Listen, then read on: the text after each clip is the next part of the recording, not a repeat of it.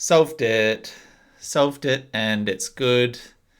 And we've solved it, and that's great. Cool. Oh, man. So, if you've enjoyed this episode, Oh, boy. I apologize for the delay, but technologicals got in the way there a little bit. But the good news is that now that I've set this up, I've actually found functionality that I'll be able to perhaps make my life easier going forward. excellent. And when your life's easier, my life's easier. Does it change that much for you? Does my Yeah, I think effective... it does. Okay. Yeah, Okay. I think it does. It just means that I'm getting less of the, the trickle down anxiety / stress. Passive aggression. Yeah. That's what it does. This podcast, there's not a lot of stress in this pod, but I think it does trickle down. And me being at the bottom of the two man operation, I just it kind of just pulls. But luckily, it's like water off a duck's tits. When you back. say the bottom half, what I'm picturing here is like a 2-person horse costume, and I'm at the front, sort of standing up, and you're the one behind, like holding my hips. That's a very accurate analogy of how this podcast operates. Yes. Yeah, I'm the back legs. You're the back Actually, legs. the back That's stable. the That's back- where speed comes from, I guess so. You're steering, but I'm driving it, and I like that. Well, and also, like, in terms of, like, fending off attackers, back legs, you're doing all the work. Like, no one's kicking with a front leg. With a horse. Yeah, with a horse, that's sort of the primary role. Isn't that a strange evolutionary defense technique? Like, it's one of the only animals that their defense is to kick from the back rather than to do everything from the front where you can see, presumably, the threat. Yeah, I suppose horses do the rear up, like stand on the hind legs and like put the front legs out there, which is a little bit more sort of front facing. But you're right, like they're very skittish with a horse. Like that's a blind kick. Like they're not looking. They're just like, somebody touched me, fucking, I'm gonna murder it. Yeah. Which, to be honest, I respect. Yeah. I had something super funny to say about that, but it's gone. Okay, well, it's going to be really funny. Maybe we can just leave a pause here so that the people at home can fill in a laugh and enjoy it regardless. Yeah, maybe leave a 50-minute pause. Sometimes I feel like most of my podcasts are just a big vacuum waiting for you to supply your own laughter. Yeah, again, very accurate description of the podcast. Just a big vacuum of laughter. Oh, welcome laughter to Deep vacuum. Forward, everybody. This is a podcast that brings happiness to those who need it. And we don't even charge. We don't charge a thing. We just ask. Well, we don't really ask anything either. It's just sort of... It's all on the honor system, I guess. Sitting through the internet with me this week, my friend Michael. Hey. Hey, Nick. Hey, everyone. How's almost married life? It's good. It's good. That wasn't really convincing, was it? It is.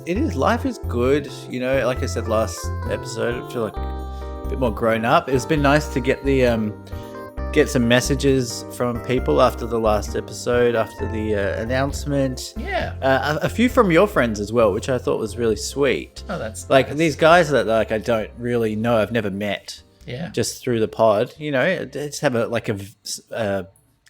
kind of a vague relationship with, just from chatting here and there. But it's nice to hear that people are reaching out and like actually being sincere rather than making jokes.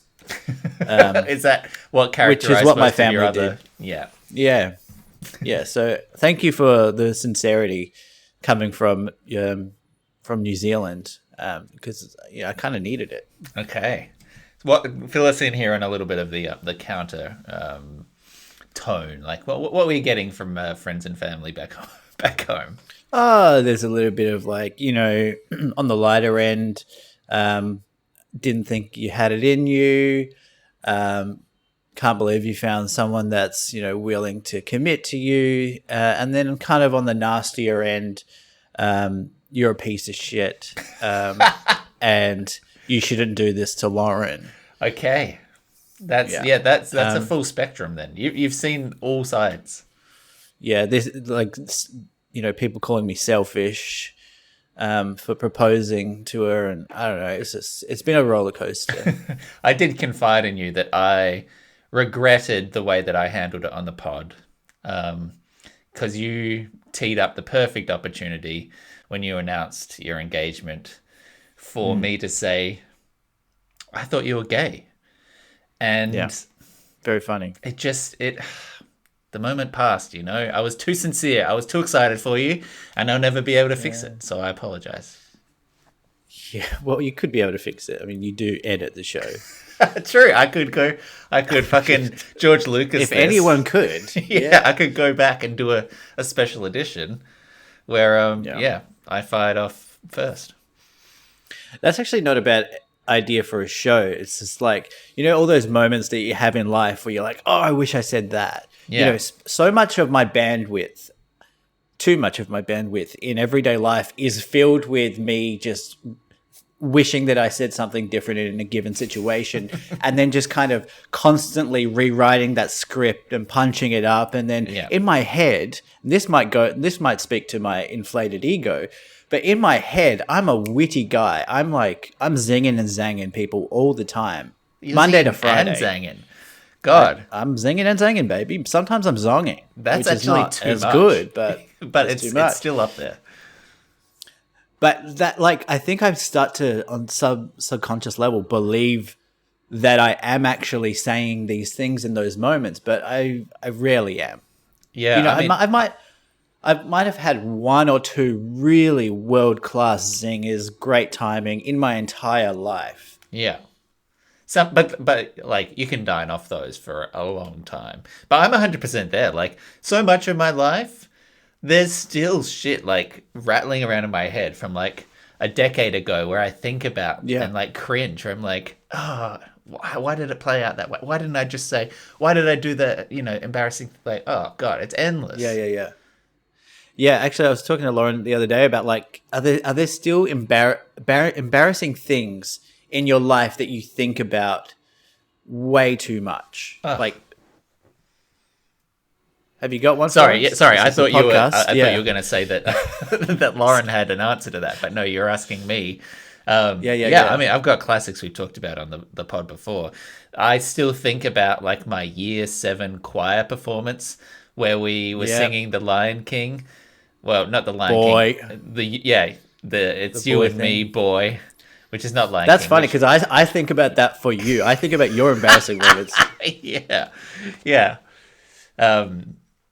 For those who didn't hear that and don't want to scrub back through 215 prior episodes, the context there is we were singing. It wasn't Lion King; it was Toy Story. You Got a Friend in Me, Randy Newman, and there was a choir performance, and of course, the best part of that song is when Randy Newman goes, "It's you and me, boy," and then as a choir, the conductor had made the choice that we would say, "It's you and me," and then just stop. But in my head, I was just singing the Toy Story version all day, every day. And then it came to the performance in front of the whole school, and everyone sings, "It's you and me," and I go, "Boy," and I'm the only person who sings it. I love that story. And I love that. Immediately realize what happened. People around me in the choir turn to look at me. Audience looks at me. Conductor looks at me and smiles. Oh, I was mortified. I'm sure I was crying at the end of that performance. I still think this is 20 years ago. Very, very bold choice from the music director of that performance. Yeah. To say, we're not going to do The Boy. We're not going to do The Boy. Oh, well. I'll give one as well, I guess. Okay, only if you feel like it. I don't, this is a safe space, of course. The one that I came to mind when Lauren asked me this was that I used to go to school very early, so it was year 3 or year 4, but my parents used to drop me off way earlier than I needed to be there because they had to go to school because being teachers, and and there was this one kid who was also the son of a teacher. And he was a few years older than me, and he would just fucking bully me relentlessly. So every morning I'm going to school and I'm like, oh man, it's just mono with this prick every morning. And I'm just going to have to take it. And then one day I had a bit of what I thought was immunity. And so I walk into school, and there's in the courtyard, and he's there, and he starts to pick on me again. And I said, hey, you can't be mean to me today. And he was like, why? And I said, because it's my birthday. And it was my birthday. And I thought that meant he would... and What We Do in the Shadows. It's And my birthday. That's in my head. That's exactly how I delivered it. And I thought he would just go, oh, sorry, man. I didn't realize it was your birthday. Hey, happy birthday. How old are you? And instead, he did not do that. He thought, oh, it's your birthday. Okay. Birthday boy. And proceeded didn't feel to... as nice. Yeah. He bullied me even more. And I've always remembered that. And that's maybe why I kind of hate birthdays. Yeah. Well, at least we can point to it. You know, like so many of our psychological issues, who knows, where it came from. In some ways, it's like comforting to exactly know what caused your psychological hang-up. One person in one specific moment. Yeah, well, I mean, I don't think it's that much of a mystery for me. I've got, this bully in year 3 and my parents. So that's mystery solved. Hey, now. I mean, you're entering a new level of maturity now. Maybe you'll find yourself suddenly empathizing with the challenges of adulthood now that you've crossed this Rubicon into, married life up ahead. Maybe all of a sudden you'll be like, you know what? They did a great job. Yeah, well, I do think that there is a little bit of that. Like I didn't mention on the last episode, that my cousin Dan and Grace, who you know very well, they got engaged, a month before we did. Congratulations, Dan and Grace. That's lovely. It is nice, but Dan was the first person in our family of, in terms of the cousins that we see, there's probably 20 of us, maybe 15, and they're all kind of older now. Like the oldest is, 45. Yeah. And the youngest is Laura, which is almost 30. So no one's been engaged. No one's had kids. No one's even really owned their own house. So say what you will about that. Yeah. They're not alone in like our generation not owning houses, but yes. Sure. But yeah, it is kind of interesting that like both Dan and I got engaged, within the month.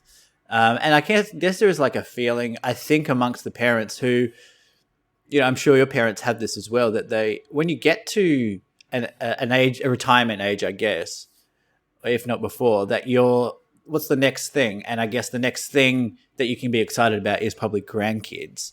Right. And I think there is a bit of like, especially in my family, there was like, oh, is there going to be is anyone going to procreate and continue this or is it going to die? And I think there is I do sense a little bit of relief from my parents about like, oh, that's at least there's going to be like there'll be one or two. Yeah, but I mean that's such a weird assumption as well, because I mean how many people get married and don't want kids, and how many people have kids that aren't married? Like it's not necessarily a proviso in either direction. No, it's not a proviso, but it's like heading in. There's a direction where that could of like happen. A home life in the future where that could be a possibility. Yeah, I mean, to be fair, statistically, my brother was probably more likely to get someone pregnant as a single man, so there was always that. But he might not have been around. Jesus, leave it in. I want to see if he listens. You can't use this as fucking bait. I do want to use it as bait. Okay. Yeah, I want to get an angry text. Okay, great. Well, hope you're doing well, Ben. Actually, no. He said my mum's actually been listening to this podcast. It might be because I'm away. But he said like mum's been popping. I think I sent you a screenshot of that message that mum's been popping a few sherries and just listening to Deep Four on the balcony while she's in the sun. I don't really. I just think it was sherries. I had a picture of like white wine, shardies, but it was sherry. She only drinks. She's not a big drinker, but she drinks sherry. And by the way, this is at like 2:00 in the afternoon. So this is my mum's golden age, where she's gone from being completely teetotal to why don't I just have an afternoon sherry in the sun and listen to my son's podcast? Well, I mean, fuck it. It sounds great to me. It sounds. It sounds sad. No, I think if there's one way to enjoy this podcast, or guaranteed to improve your enjoyment, it's with sherry, the most Christmassy of the spirits. Yeah. Oh, yeah. It is a Christmassy drink, isn't it? Yeah, love it on like a pudding or something like that. It's all. Or brandy. Maybe I'm thinking of brandy. Yeah. Either way. But it is getting a little festive here. You know, it's almost Halloween. Maybe this will be out on Halloween, Nick. Yeah, feeling a little spooky. Yeah, I that makes me a little nervous now talking about the time of year because I don't feel like I have done enough work on our Christmas songs yet. So I will have to find time to do that. So I don't have that much on my list, Michael, but yesterday we were talking about Hasan Minhaj, and his whole situation is something that it sort of passed me by. So can you fill me in? Yeah. So last month, a New Yorker article came out, kind of it was exposing Hasan for embellishing, and I think in the article they actually accused him of lying, like about fabricating stories in his stand-up, as well as in his Patriot Act show that were untrue.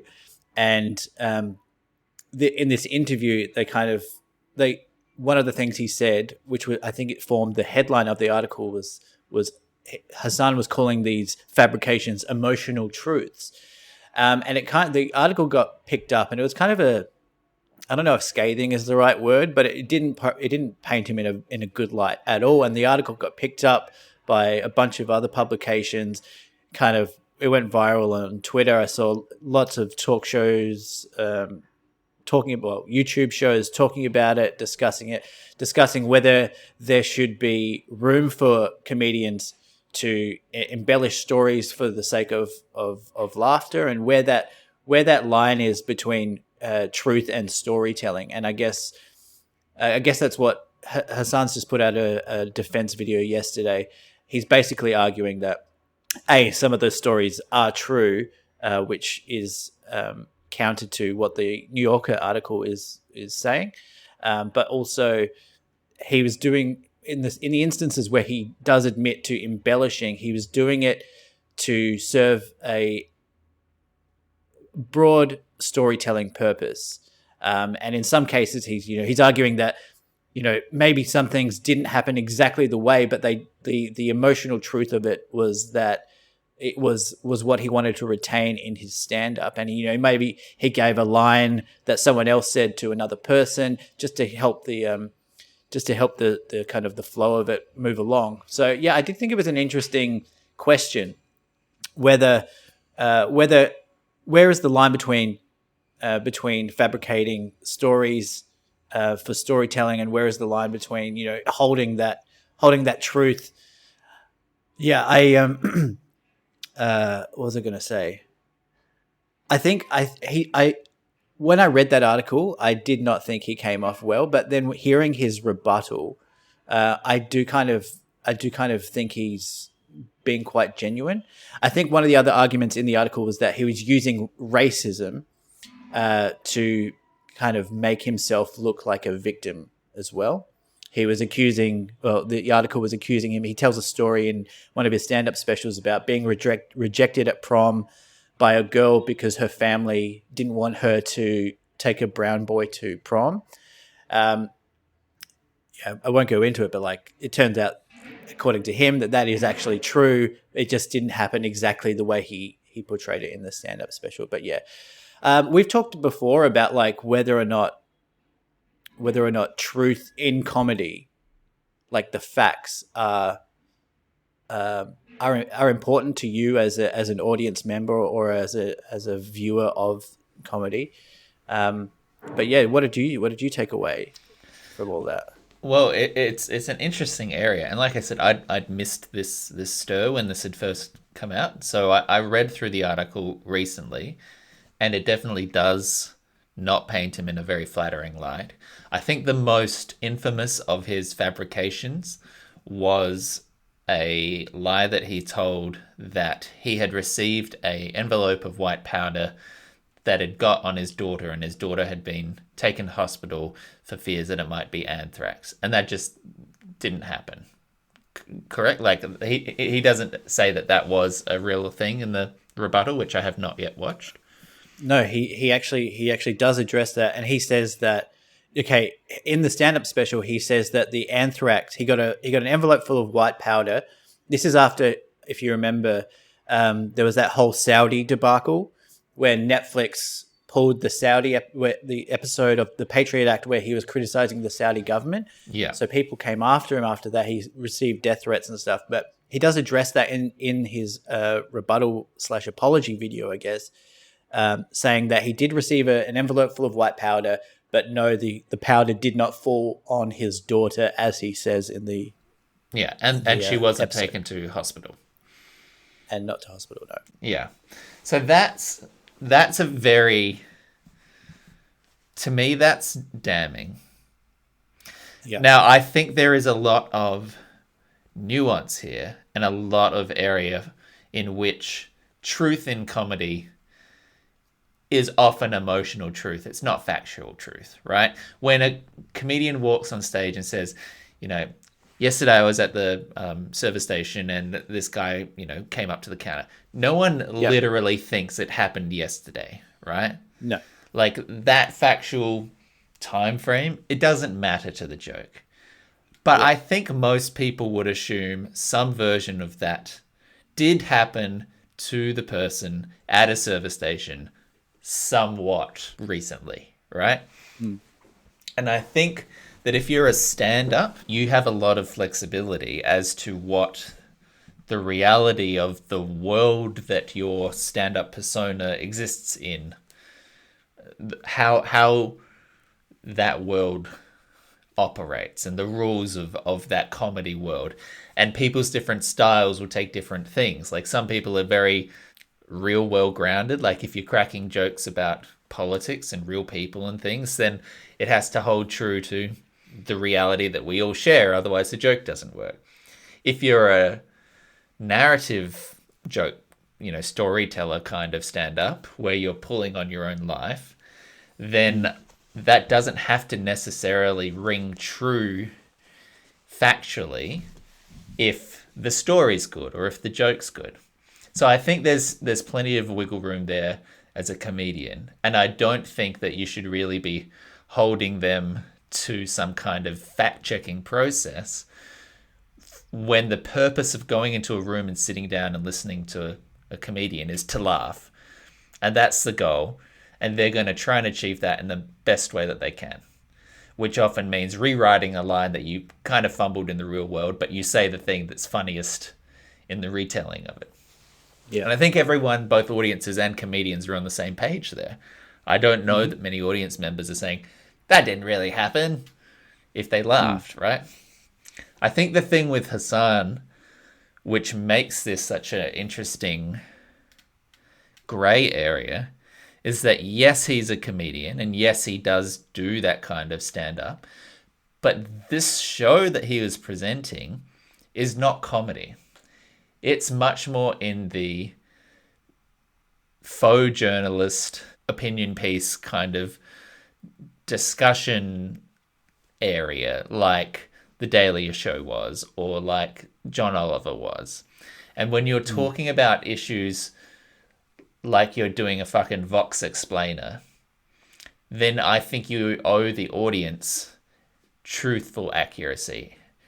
And Yeah. I think that if Hasan chose in those moments where he's presenting like he's a journalist, presenting like he's doing an expose, a 60 Minutes story, even if he's not a New York Times reporter, I don't think that there is really wiggle room, in my view, to then embellish a personal story just for added oomph. I think that crosses a Yeah. line that I'm not sure I could justify. Now he does differentiate between Hassan, the political comedian on Patriot Act and The Daily Show and so on, and Hassan, the comedian, the stand-up comedian. And he says that in the political comedy that he has done, he is not the main character in whatever piece he is doing. It exists outside of Hassan, but in his stand-up, he is the central character, and so that's where he draws that line. I think it does matter here. Where did this happen? Where did the story about the anthrax happen? Yes, so I believe this happened in a stand-up special. Okay. So that was his defense in the rebuttal video that he put out. So I do think it does matter where he tells the 100%. story. The other thing is specifically with the anthrax embellishment, he is the victim in this, and I think there's a lot of like tension and release, obviously in comedy, and when you are using kind of victimhood, or you are as the central character, or your family is the central character in whatever story you're telling. If you are trying to elicit, even if it is eventually for comedic purpose, if you're using that to elicit some sort of sympathy, and I think it's fair, like, as you were kind of saying, it is fair for people to think that anthrax, when he says anthrax fell on my daughter, that is, people are going to have an emotional response to that. Yeah. And they're going to be like, oh my God, that's horrible. And I think that matters as well. Like if you were using embellishment to elicit sympathy, I think that people will feel a little bit robbed. And I think they are right to do so as well. Yeah, I think, to me, that's actually quite off-putting, because it's enough to me to hear that he was sent anthrax, which did happen to him. That's enough to prove the point to me, like, oh shit, you were really in a place there. Like, man, that was awful. To me, it doesn't need further elaboration to be like, actually it was on my daughter, and actually we took it to the hospital, because I'm all like, it doesn't make it any more, like, that's an odd one to me, because it didn't need more juice out of it. He's trying to stretch out that tension so that when the punchline comes, whatever it was, I don't remember, that it's kind of a bigger release. And I think that's disingenuous to the audience. I think the other interesting thing here is talking about platform, because this is a Netflix special when he talks about this, right? And the Patriot Act was a Netflix show, am I right?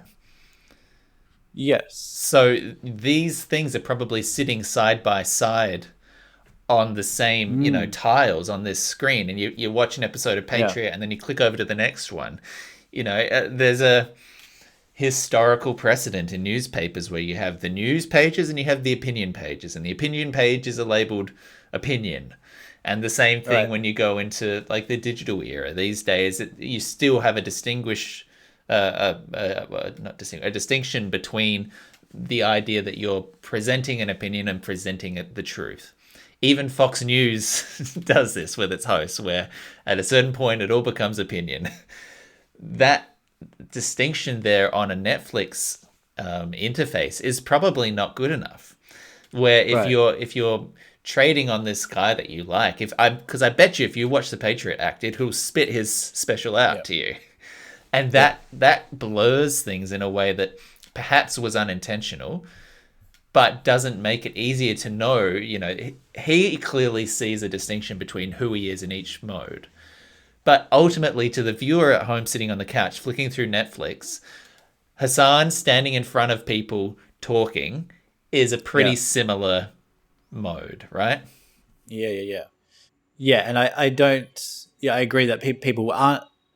They're not thinking about him that much to make that distinction themselves. And it's not like he's not doing political comedy in his stand-up. Like, he is. Yeah. And he's also and referring it's to got a screen things with images and news and like it's multimedia. Yeah, I forgot about that.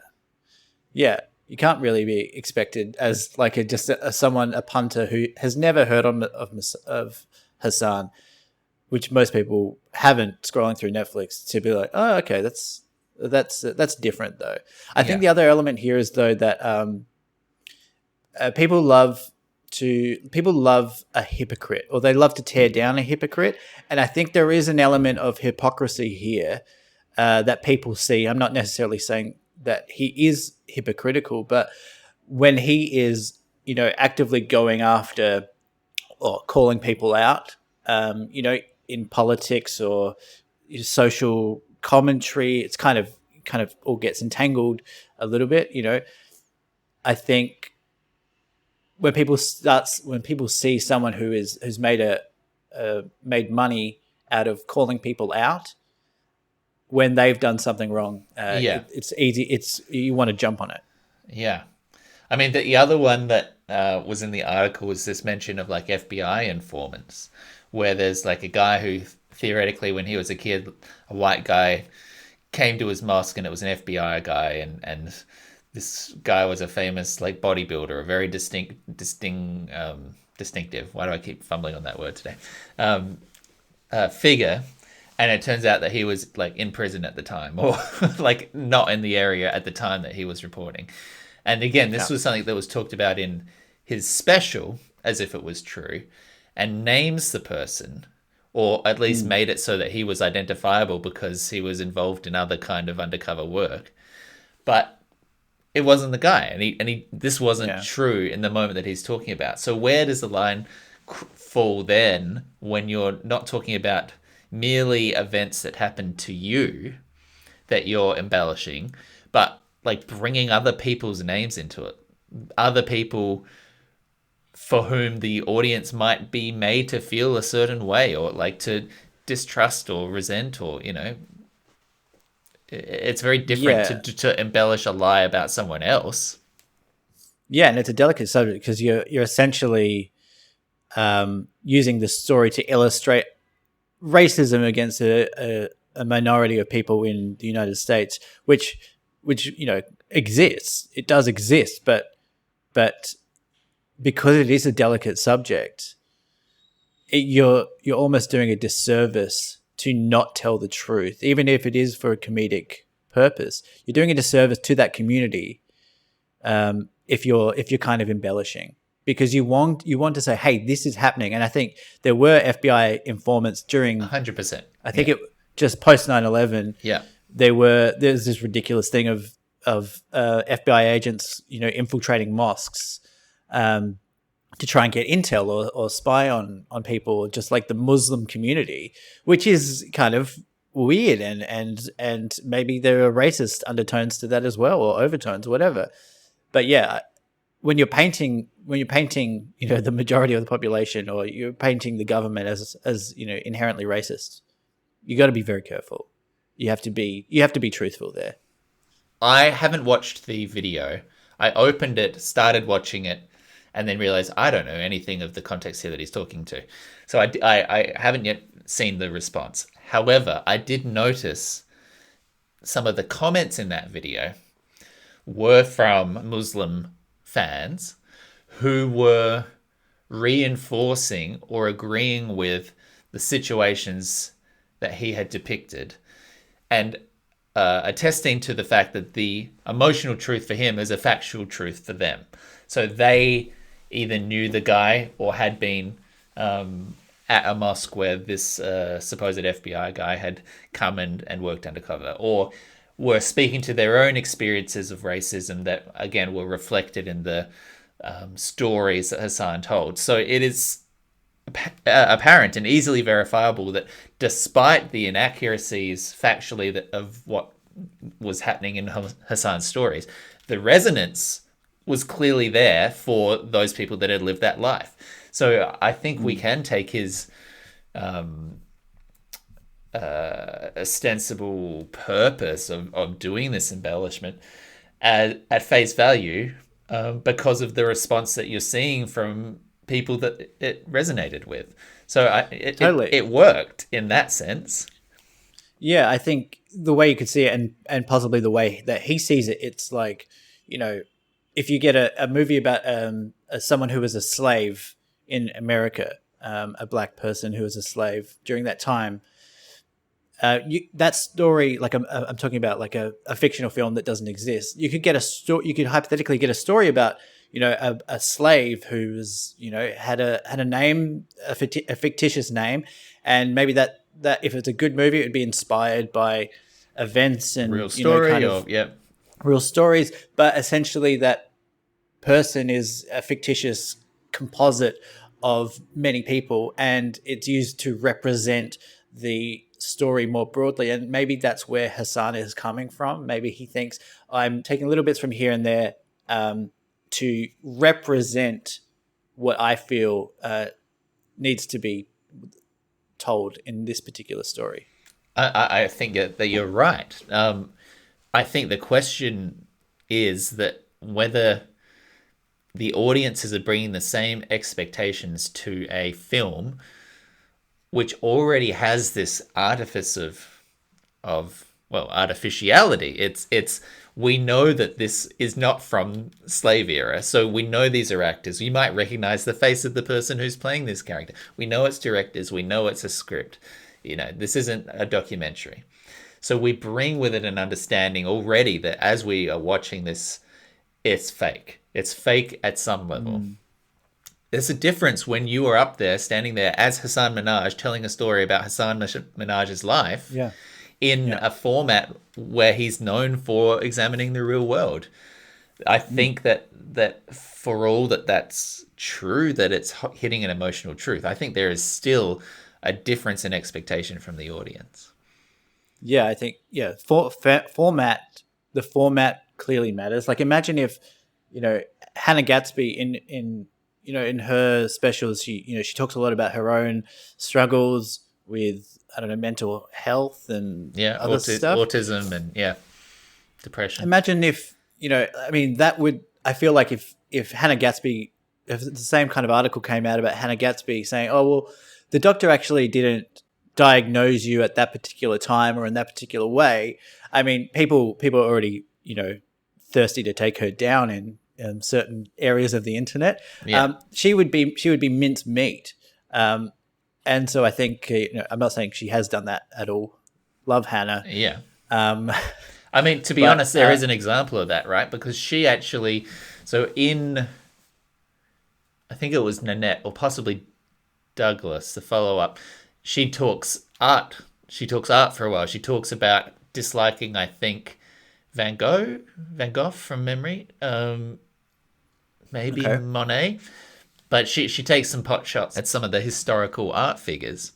And then there was a gallery in New York recently that actually did a Gatsby curated museum presentation where some of the artworks were put up that she had talked about, and then they're accompanied by Gatsby criticism or historical context. And the reviews of that were fairly scathing. They were coming in from like art critics or art historians saying, Gatsby's missing the mark, or this is sort of puerile, or it doesn't really like amount to anything to go there and have this comedian's perspective on art. And it raises questions of competency, I guess, or her qualifications in the art area, which earned her cachet or respect in her comedy, but then some within the industry or within that sphere. And we're talking generalities. I wouldn't necessarily say everyone in the art sphere was like Hannah Gadsby's wrong. But there was definitely pushback about her, getting out above her britches or whatever. So it's interesting to see some of that fact checking also out there in other contexts. This is not necessarily just Hasan who's getting this attention, though perhaps for different reasons. Yeah, I guess the difference there is, well, it sounds like the difference with Gatsby's, the pushback that Hannah Gadsby was getting, it was a credentials kind of thing that was, as you say, earning her cachet to talk about it or give her clout on a specific subject, but not used to, paint herself as a victim. No, that's not where she's. That's not where she's.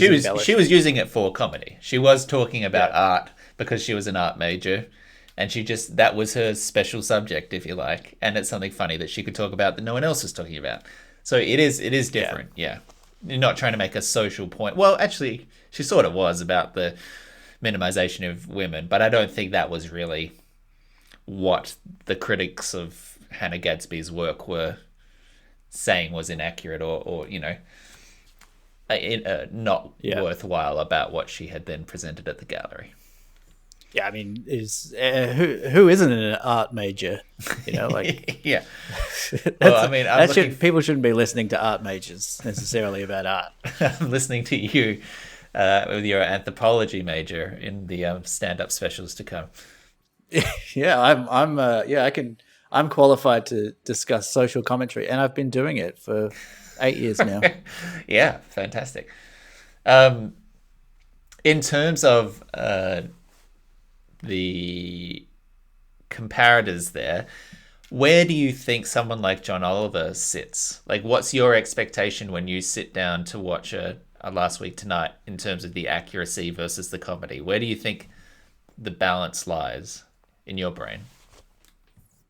Well, John Oliver's never really, to me, he's never been his own. I mean, he is a character, but he's never the center of whatever he's doing. I've never seen him at the Daily Show, Last Week Tonight, or in his stand-up. I don't think I've ever seen his stand-up. I've never seen him put himself front and center like Hasan has. Sure. So I see him as completely detached. I've kind of dropped off Last Week Tonight for no particular reason, just convenience or whatever. But I always liked it. I always assumed. I mean, the thing is with these shows that are presenting news with, maybe some sort of political bent, they can kind of get away with a lot because, they're kind of just reinforcing, it's probably going to be, lefties that are going to be watching that show. I don't imagine that, too many Republicans are watching Last Week Tonight and going, oh, did Trump really say that? I've never heard that. We should do something about the prison system. Yeah. So I see him as removed from that in a way, and I don't. Yeah, I mean the factual. You do take those shows with a little pinch of salt, I think, and they're not. They openly state, that they are not a news program, even though they kind of present as one. It's not. Maybe they're more trustworthy than the news to some degree. Yeah, but so is the news. So they're kind of just doing it in a different way. But yeah, I don't really have strong feelings about John Oliver in that regard. But you don't think he's ever? There's been no case where he's blurred that line for you between like him being a political figure versus him telling a comedic story, which is not. He's had distance from that sort of stuff, I think. The to sort of perhaps put a bow on this, I think the unfortunate thing for me is that the fact that some of what he's talking about wasn't true for me, Hasan. even as someone Hasan, to circle back to Hasan, the fact that some of it was fabricated, even if it hit an emotional truth, unfortunately for me, makes me less likely to engage with Hasan in the future. I think there will be a question of, well, but to what extent is this real? To what extent should I really care about this? Which is unfortunate because he has been an effective, outlet communicator for some of those issues, and there's not that many like Muslim comedians out there that are like talking politics for you. It's a bit of a pity because I can't see myself going back there now and being like entirely trusting. Well, it's a very damaging article, and you can kind of see that in his face in this rebuttal video, that this is kind of undermining his whole game. Yeah. You know, even if someone's just seen a headline of the article without having read it, or they've seen some commentary on it on Twitter or whatever. Yeah. Even the little bit of doubt in your mind the next time Hasan comes on talking about whatever political issue is going on, that you're going to be like, I can't believe this guy. Yeah. And I mean, it's a fair he was probably one of the leading contenders to take over Daily Show. I would say that's a little bit shaky now. I'm not sure they want that. I don't think they would. Even though they're a comedy program. That's the weird thing. That's where he started, like despite that. It's a bit unfortunate that it was sort of this strange self-sabotage. And I have to wonder as well, timing-wise, like this had, like I'm fairly connected to the entertainment news. Like I'm fairly aware of like political comedy. This story passed me. And now 6 weeks later, he's come out and he's put the response video out. That's a long time. And I wonder whether this rebuttal either needed to be the week of or not at all. Because now I imagine this conversation has exploded again. Yeah. Yeah. The other thing is he starts it off saying, I've been like everyone, glued and thinking about the Israel-Palestine conflict and everything else. I'm like, and he does address the fact that like there's bigger things going on in the world, but I did need to address this. And my first thought was, did you though? Because I forgot, and I'm sure many people forgot. Yeah. And, you could have gone the Russell Brand route, which is, I cannot believe how quickly that story blew over, given how much like horrible fanfare. And he is like, I won't linger on Brand, but like that story, it just went, it spiked and then it went down, and he just maybe got demonetized on YouTube, but he's still putting shit out on YouTube. Yeah. And as far as I can tell, he's just spitting out the same old bullshit. Yeah. So, and I do think there is, PR,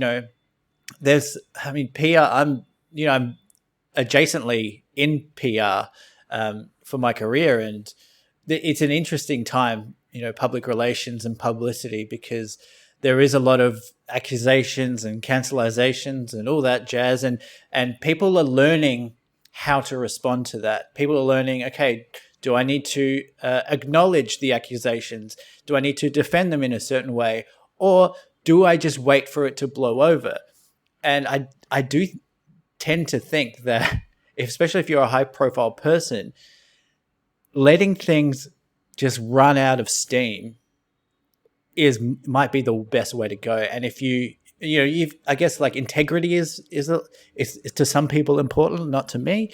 But if you really feel like you need to defend yourself, that's one thing, and I get that. But also you might be shooting yourself in the foot by letting it spike in the news cycle again. Yeah, it's it would be different, I think, depending on the kind of career you have. Because I think if you are an actor, right, and your face-to-face time, like your time on the job is in a studio dealing with 60 crew members, and you had some sort of controversy, you can go ahead and probably deal with a 60-person issue behind the scenes. If your career is front-facing, public-facing communication, that's a very different audience you need to win back over. So I can see the tactic of, well, I'm fucking Hasan Minhaj. I need people to turn up to my comedy club in order for me to get paid. I need, people to watch my TV show in order for it to get made. I can see why you would need to address this, particularly where your credibility is on the line. And it's not like did a bad thing, like accused of a crime kind of thing, where it's like my fundamental trustworthiness is at risk. I can understand wanting to say it and put a rebuttal out there. The real cynical argument is, well, there's a big Israeli-Palestinian war on at the moment, and I could flip a rebuttal out there into the world and then let the news cycle carry that away, but also be able to point to a defense and be like, well, I did, I explained myself, and just hope that this is the time to put something out where it doesn't sit in the news cycle for very long. That's very cynical. Sure. But it's also not inconvenient if this sort of goes away, right? Yeah. Yeah, I mean, what does he hope to get out of this? You can't be expecting, as Hasan Minhaj, you can't be expecting that this will stick more than the article. Yeah. So it is to a degree self-serving, which I get, but yeah, maybe the timing of it is calculated. Yeah, I guess he doesn't have a TV show at the moment, right? Like Patriot Act doesn't exist. Maybe he was in the running for Daily Show, but I'm assuming that for right now his career is out on the road. So it would be about, if there was any sort of career motivation, it would be about the stand-up stuff, right? I guess so. Or possibly to secure a future TV show kind of opportunity. Yeah. Yeah, I mean, I vaguely remember not too long ago seeing a podcast or hearing a podcast with him on it, talking kind of coy, in a very coy manner. He was asked about, does he want the Daily Show? And obviously he was like a no-brainer choice. And he was kind of coyly going, oh, yeah, we'll see what happens and stuff, which, subtext, I really want this job. Yeah. So maybe that's got something to do with it. I did see a clip from the Daily Show 2 days ago or something. I think it was about the Israel-Palestine. And there was I did not recognize the guy at all. I guess they are still going and just... week. Deezus? Okay. Yeah. I don't know Deezus who and Deezus Mary. is. I think it was Deezus. Yeah. But they're guest hosts. It's like people are coming in and they do a week and then it's the next person. So Sarah Silverman did a week and then Chelsea Handler did a week, and they've just been rotating a whole bunch of people through the chair. Okay. And I guess technically some of them will be auditions for hey, we like this person. Hey, they seem pretty good at it. And others are just sort of well, wouldn't it be fun if Chelsea Handler had the desk? Yeah. Okay, interesting. But well, I guess we'll see what happens. Yeah. Not to dwell on this for too much longer, but was there anything in what you heard from other comedians and podcasts and stuff that you talked about in the past 6 months? What was the general 6 weeks? What was the vague sense of the sentiment from what I saw was that people were pretty not upset, but they were calling him out, and they thought it was hypocritical. I mean, I'm not sure if my social sphere, echo chamber, whatever, is the right thing to go by, because my algorithm, Nick, is a little bit all over the place at the moment. I'm trying to sort out my algorithm at the moment. Okay. It's just it's a me day. I just gonna go watch a lot of cat how do you videos. undo a right leaning swing? I do like. I'm not sure if it's a right leaning swing. Okay, Sure. It's a center swing, if that exists. Yeah, it's like a pendulum. It's just going except it doesn't right move. down the middle. Yeah. It's a pendulum that you're looking at from the side, if that makes sense. Yeah, Sure. It's going back and forth rather than from the side to side. It's like when you have a Newton's cradle and you take two balls on each side and release them, and the one in the middle just doesn't move. That's exactly what my algorithm is. Yeah. But I'm thinking about guys like Bill Maher, who you love, and who else? I can't think of who else, but I know that Bill Maher did kind of attack him on his own show. So I don't know. Alrighty. Well, yeah, interesting. We'll see what the repercussions are, whether he ends up with this Daily Show gig or not. Yeah. Hey, Michael, how about some science news? Okay. Play the jingle for me, please, computer man. It's that time. Time for science news.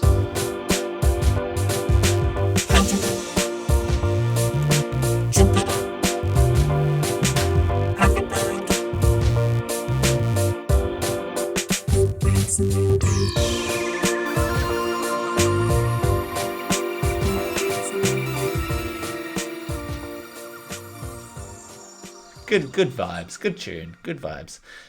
Michael, got a food question for you. I love food. Okay, it's the 1950s. Michael, you're sitting at the head of the table. You got your 1.5 kids either side of you. The wife has brought the dinner plate, put it down in front of you at the head of the table. You got your meat and your 3 veg. Do you have a order in which you eat the food on that plate? Talk to me. Are we a little bit of everything? Are we let's eat the veggies first? Like, walk me through the Michael meal approach. Can I just say this question really hits home. Okay. This has been the subject of quite a few conversations that Lauren and I have had. Interesting. Okay, Topicality. so if I may, I'll take you back to 1993. Okay, I'll close my eyes. I'm there. I've got 3 Tarzans in my hand.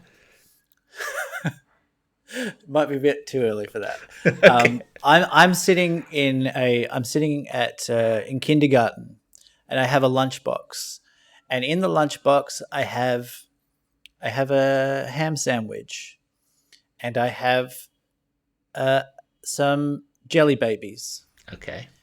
And I have some celery sticks. Okay, good.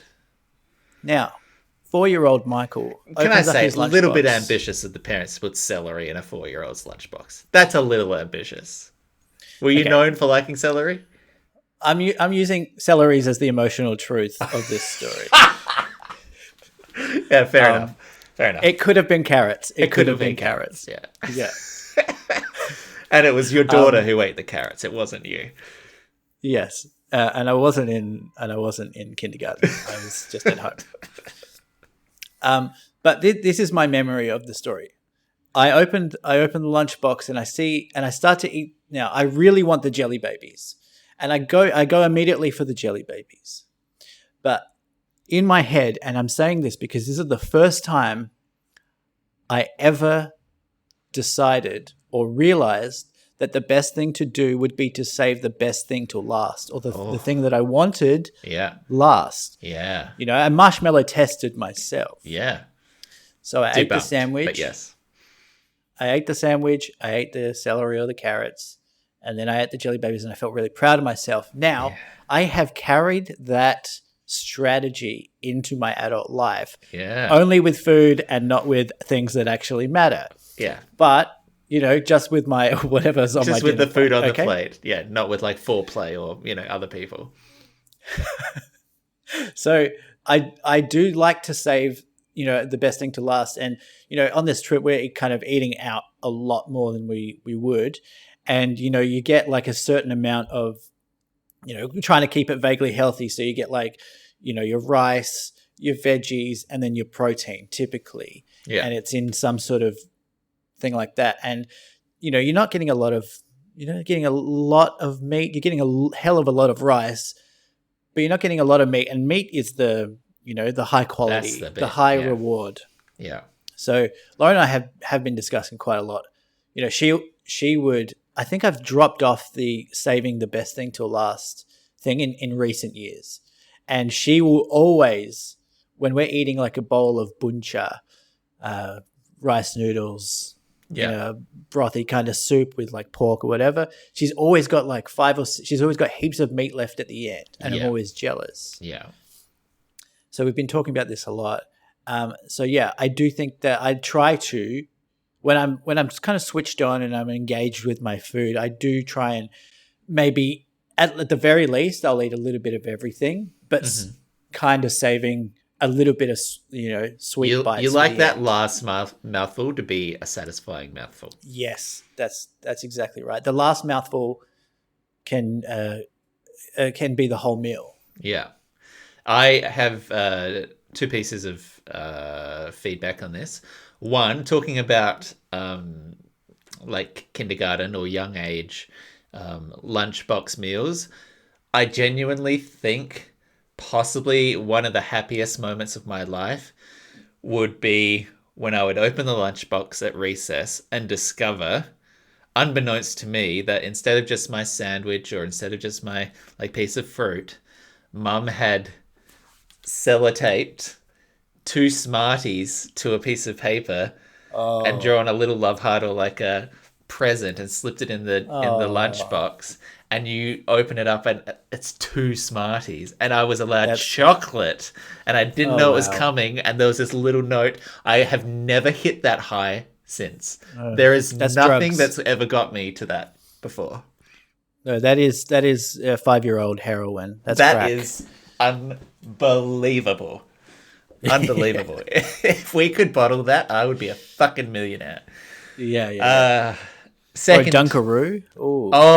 Dunkaroos.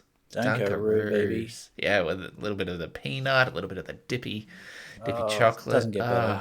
Doesn't get incredible. better. Incredible cuisine. What an incredible. People talk about the lack of Australian cuisine, but we had it. We had it and we let it go. Yeah. Are there no more Dunkaroos? I don't think there's Dunkaroos anymore. Wouldn't you hate to be a kid now? Like back in the 90s, you could have as much sugar as you fucking wanted. Yeah, it's chocolate. The canteens are full of Coke and yeah. Now Dunkaroos are, carrot sticks and hummus. Yeah. I think. Yeah, probably.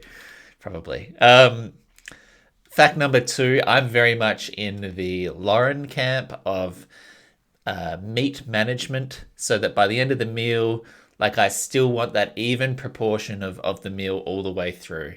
I will actively, in whatever I'm eating, have a little bit of all the things on the fork at once. If I've got steak and veggies, I'll have a little bit of steak, I'll have a potato, I'll have some greens, I'll have a dunk of the sauce, and every mouthful is a microcosm of the plate. That is the ideal, and I will not move from it. I love it. Disproportionate foods where a reasonable person couldn't maintain the ratio from start to end, very irritating to me. I hate going to a takeaway place and maybe you've ordered a pad see or something and there's 4 pieces of chicken and you get halfway in and the rest is just fucking noodles. I'm sorry, that's a disappointment. Disgraceful. So I empathize with Lauren's approach there. KC is very much I want to eat the thing that I want to eat most first, and I'll eat all of it. So if you put a steak and some potatoes and some veggies on a plate in front of him, he will eat all of the potatoes first. Bang, bang, bang, bang. These are what I want, and I'm eating the thing that I want, and now I've enjoyed them. And then it's onto the second preference, and then it's a descending order until you end up eating the last thing that you wanted the least at the end. Chaos. Nick, I know leave. what you're going to say. Yeah. This is a slippery slope, and it's a massive red flag. It's a huge red flag. Get out of there. Yeah. Get out of there. Okay. Well, I'll take that. On board. Okay. All of this was just preamble. Is this science news? This was theoretically a science news. I like science that's not so sciencey. Yeah. This is where we went to food. Here's an article in the Science from the heart. Emotional science. Here's a Washington Post article entitled, "Here's Why You Should Eat Your Vegetables First."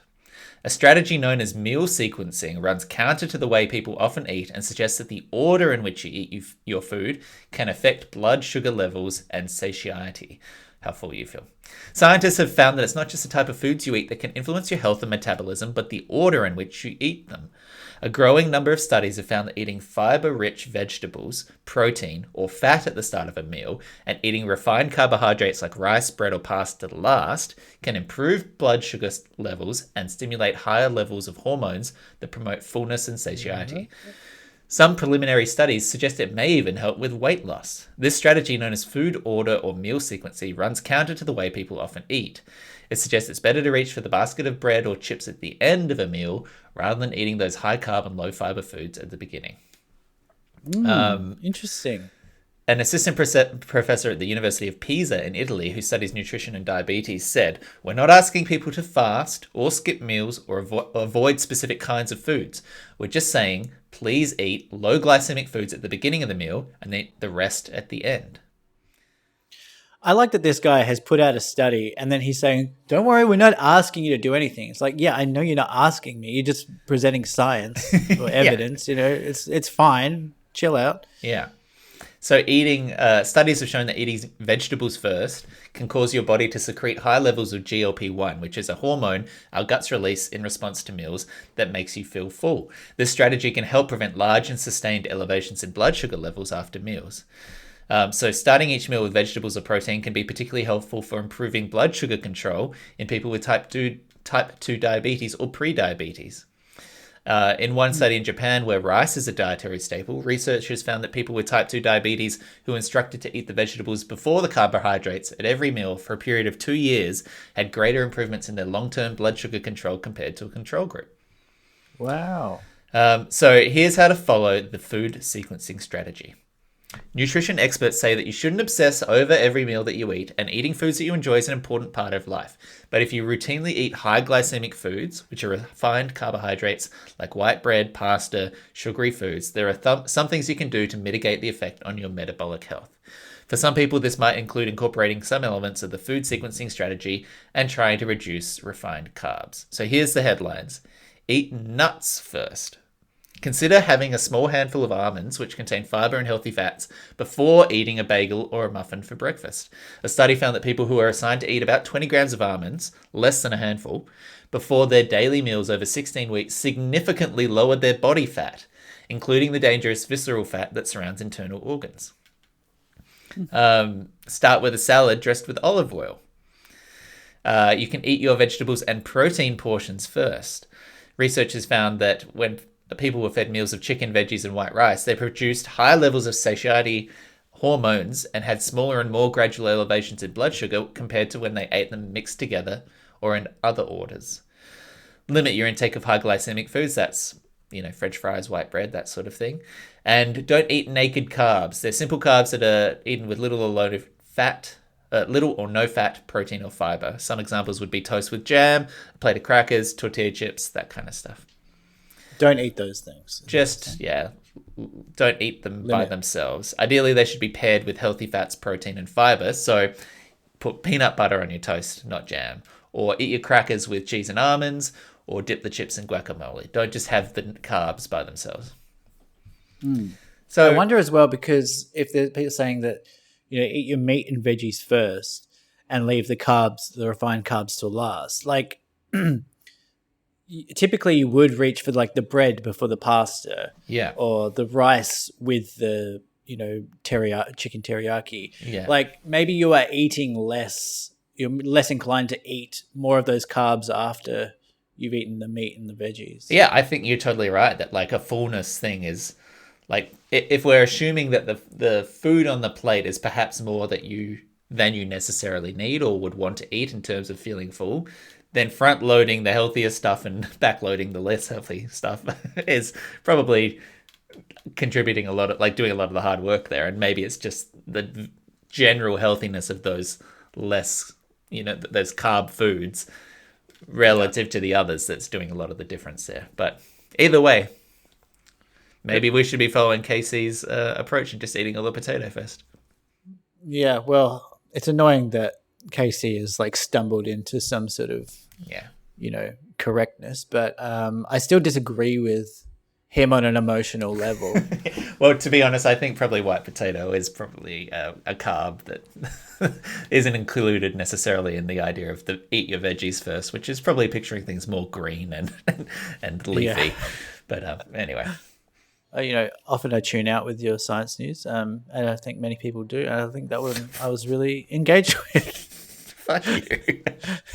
If you've enjoyed this episode, and not just specifically because the science news was for the plebs, then I encourage you to go back and listen to more. There's plenty of episodes in the past. There's plenty of places you can interact with us, be it Facebook, Instagram. Flick an email to us at deepfort@gmail.com.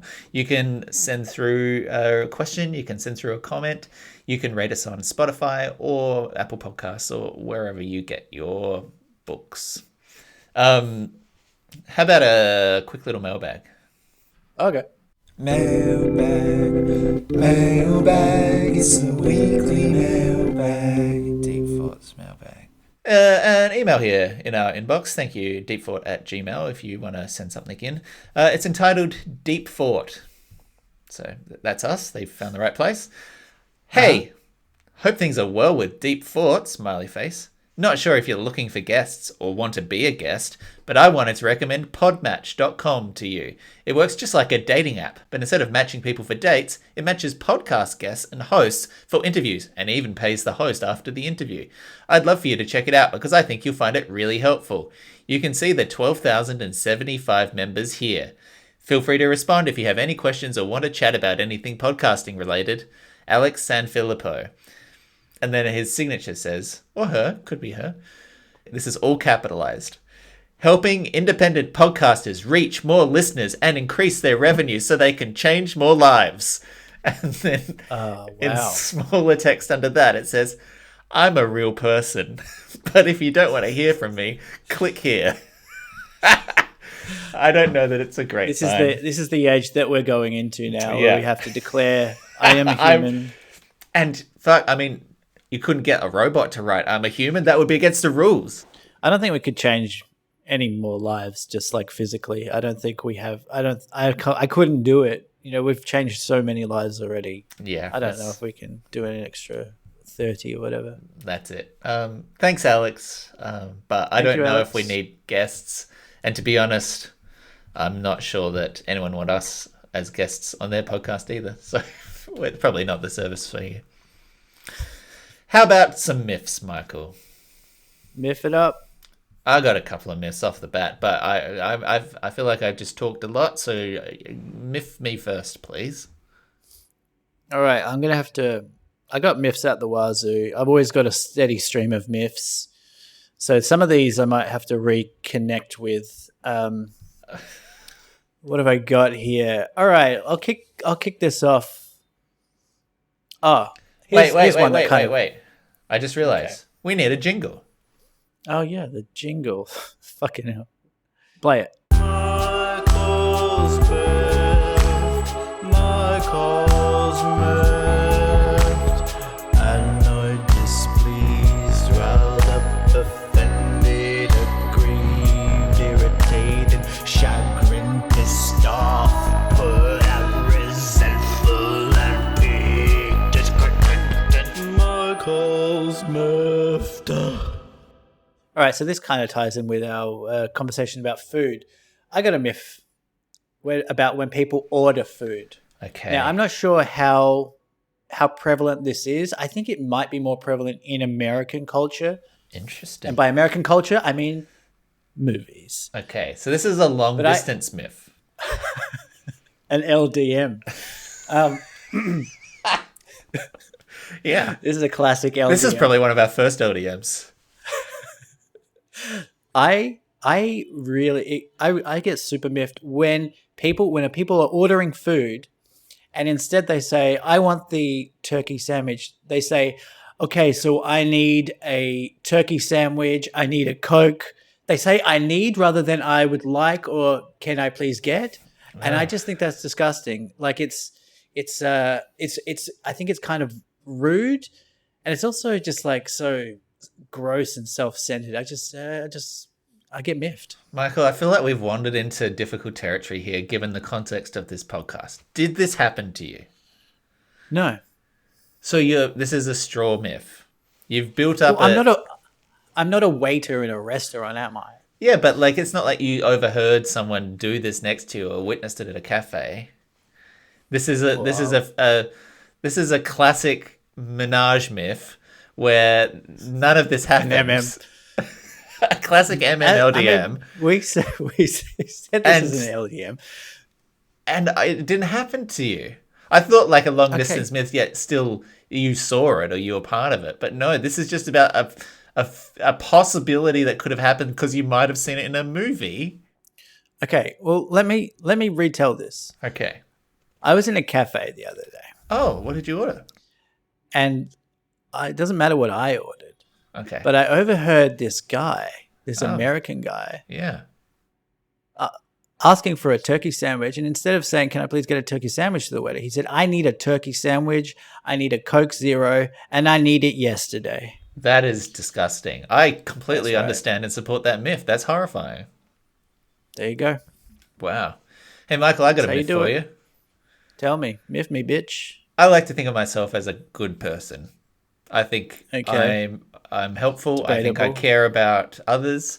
And the other day we had been walking the dog at the beach, and we drive back home. And as we come around this roundabout, there is a dog on a lead running loose up and down the street, not attached to an owner, just lead loose on the collar trailing behind it. I think that's someone's dog.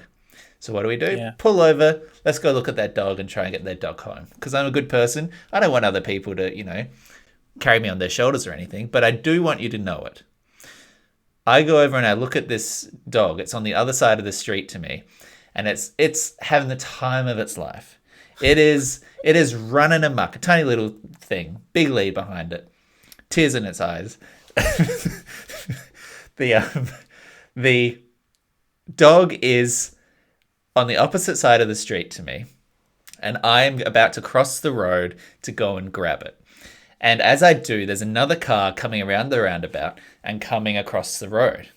And I see this happening in like slow motion. I'm like, oh dear, this is classic dog behavior to run out in front of a car without looking both ways. So I'm watching this happen. I'm watching the car coming around the corner. And the dog sees me because now I'm in the line of sight and I'm an exciting person to go look at across the road. Yep. And I'm like, oh shit. And this dog just bolts in front of this car, and the guy slams his foot on the brake. And then, this is the myth, Michael. He turns his head at me and he glares and he's like, what the fuck are you doing? Get control of your dog. That's what he's saying with his eyes. Ah. It's not my dog. I'm a good And Samaritan. he just drove off. And I didn't have a chance to say, like, this isn't my stupid little dog. I have a real dog in the car over there. I'm a good person saving this dog from exactly the situation that almost just happened. I'm the hero. I'm the hero, and I don't want other people to know it, but you need to know this. And the guy just glares and drove off. And to be honest, I think that's entirely unjustified. I think the disgust with which he looked at me was unbelievable. You know what this is? Tell me what this is. This is cancel culture, Nick. This is cancel culture, Michael. You got cancelled by that guy. I got cancelled. Is this what it's like? And there's nuance. There's nuance No. that you... I'm going to have to put a note apology up on my Instagram. Exactly. I think you should. Put it on our Instagram. Hope it goes viral and hope that prick sees it. Okay, maybe that's the way forward. You can't be judging people without all of the facts, Yeah. people. We keep saying this. Yeah. That's the myth. I'm with you on that. End of the story is I did call the dog's owner. The guy on the phone was very disinterested in the fact that the dog was loose. Yeah. I was like, so where are you? Like, I said, oh, well, what is your address? And I can just drop it round to you. Like, I've got a car. And he was like, nah. Well, which road are you on? Like, I could be there in maybe 25 minutes. I'm like, Yeah. no, just tell me where your house is. Like, I'm sure that you're further away from the house than the dog is. The dog didn't catch a lift. Anyway, I pick it up. What happened? It was around the corner. It was this old grandma, and I dropped it over the fence, and she was like, "Oh, my dog." I was like, "Yeah, your dog got loose." And Say thank you? she did. She was very thankful. The guy on the phone, which I guess is husband or someone else, was very Boyfriend. much more like, loose about it. Maybe he set the dog loose. Maybe that's why it all happened. But Don't glare at people when you don't know the full story, is my myth. Yeah, that's bullshit. I was kind of hoping that your myth was going to be about this specific dog. Like you had a personal issue with this dog. Issue. Yeah. Why are dogs just running around? I mean, actually, where we are, we see so many. I haven't seen a domesticated dog since I left. Yeah. There's just like stray dogs everywhere, and there's like dogs with like big titties. Like they. What? Have you seen a dog with like huge like bam bams?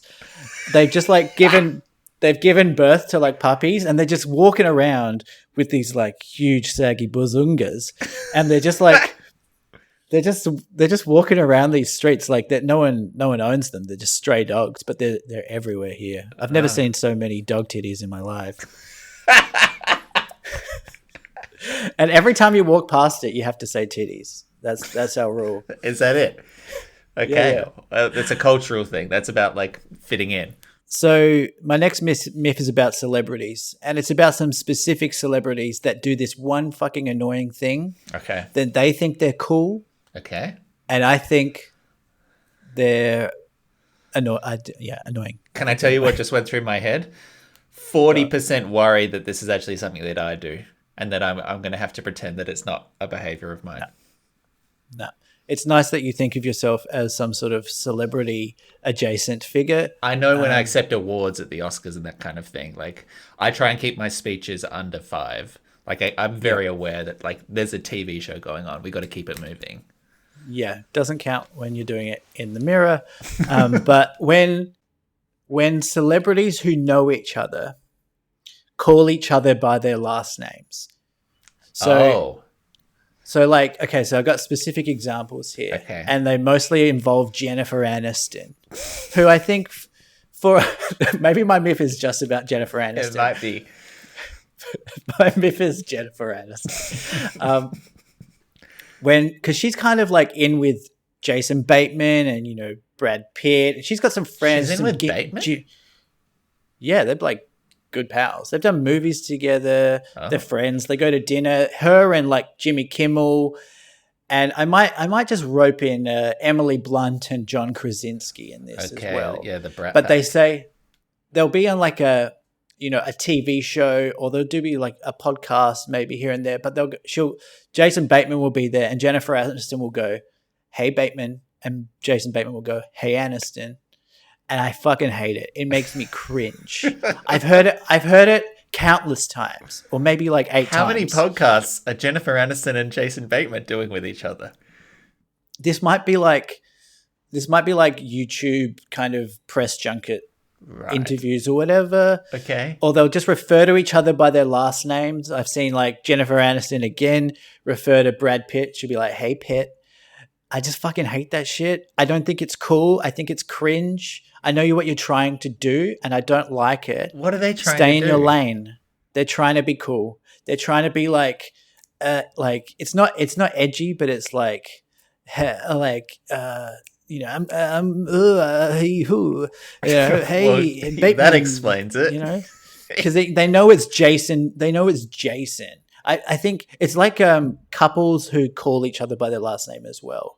They think they're being like edgy, or they think they're like the cool couple, or couples that high five all the time in public. Okay, this I'm really is going a off sprawling. Couples that high five each other like they're best friends, or like they're like bros or whatever. I know what you're trying to do, and if you do it, cut it out. I don't know what you're saying they're trying to do. What are they trying to do? They're trying just to be like cool. They're trying to be the cool couple. They're trying to be the cool because they high five. Yeah, if I saw a couple that they were like, "Oh, how was your day?" and then like the husband walks up and just like they high five in the living room, I wouldn't think they're cool. I would think, what is wrong with them? Why are they high-fiving? I'm talking about a public high five in front of friends, in front of people at the bar. You know what they're trying to do? They're trying to be Jim and Pam from The Office. They want to be high fivers. This is psychotic, Michael. This doesn't make any sense. No, this all started with Jim and Pam. I'm starting to realize it as I talk. But you're using their first names. Yeah, but it's not about me. They're trying to be Jim and Pam, who would call each other by their last names Beasley. when they were friends. Beasley, right. And what was Jim's last name? Hope it. They would do it in the office. And I think that has kickstarted a movement that is ultimately very cringe. Okay? I feel passionate about this, Nick, and I will not be silenced. No, I would never silence you. I would just remove it from the edit. You corral it This into was something screaming else. into the void, Michael. Okay, well, you just called yourself a void. You're leaving this all in. And if people agree with me, please identify yourself and email us at deepvoid@gmail.com. Please back me up on this. If you've ever noticed that and felt the same level of cringe that I have, please let Nick know that I'm not alone in this. Whoa, what's my computer? Are the phones lighting up? It's getting so hot. What's going on in the background? shit. Let me check this inbox. Oh my God, Michael! Oh, there's hundreds. God, This I is haven't what even published the podcast yet, and somehow they knew. Nick, is that the postie? Everyone's messaging. Wow, I've never been more wrong in my life. This is something that everyone agrees with. Michael, you really are the voice of the people. Yes. Thank you. I knew it. You know what I hate? When I read an article on a web page and you get to the bottom and it scrolls to the next one. Just leave me where I was. Don't change the article. Don't change the URL. Just leave me. Name and shame these websites. You know who I'm talking about. Entertainmenttonight.com. Yeah, that's where I get all my Jim and Pam news. Oh well. Oh well. Oh well. At least it's content. Is that what that meant? No, it was just like, well, the podcast is done. Oh, okay. We had a crack. Oh, there you go. We had a crack. Yeah, we gave it a shot.